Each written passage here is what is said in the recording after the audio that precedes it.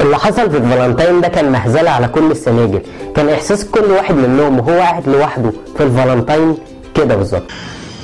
لو هتحب حقيقي صحيح كنت وقفت في وش الريح، كنت ما فتش قلبي جريح وسط النار في التيار.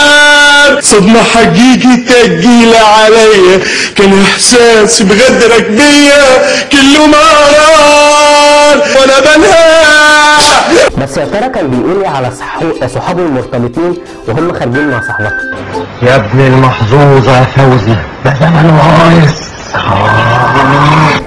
بس يا اخي الفالنتين ده يوم غريب قوي، تلاقي لك الناس كلها لابسه احمر وخارجين ولابسين الحته اللي على الحبل ولسه مستحملين ويركبوا لك التاكسي ويروحوا لك على المقابله اللي هم فيها.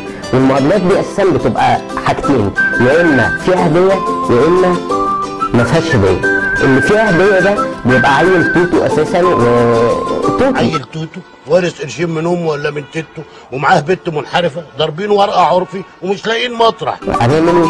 لكن اللي ما فيهاش هديه ده واحد بيقعد يوهم صاحبته ويقعد يفهمها ان الفالنتين كده. الفالنتين دي تجليعه من تجاريح الامريكان وبنونا بيها.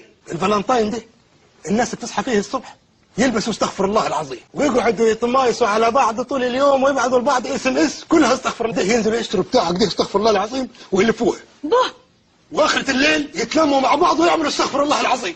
واللي حصل في الفالنتين ده حوارات اساسا فكسانه جدا. كان كل بنت منها بعد الفالنتين بالظبط تقول لك انا جالي جالاكسي جراند واللي جالي جالاكسي S3.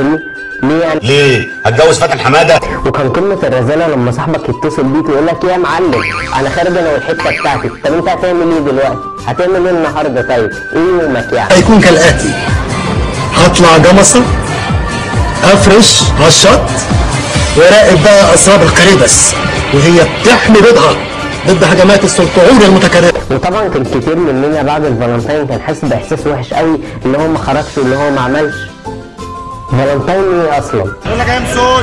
وبعدين اساسا البلد محتاجه ان انت تهتم بيها وتهتم بالحاجات اللي بيحصل فيها اكتر من انت تهتم بالفالنتين او تقعد شهر قبليها ان انت تحضر هتجيب ايه في الفالنتين.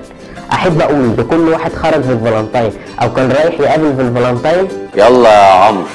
وبعدين لما كنت بتمشى قبل الفالنتين عامه بلاقي المحلات كلها جايبه لك دباديب ومش عارف ايه حاجات حمراء. يعني هو الدبدوب ده دلوقتي بقى رمز الحب عندكم. ولما مثلا رحت هايبر لقيت لك عاملين لك جبال من الدباديب مش عارف ايه.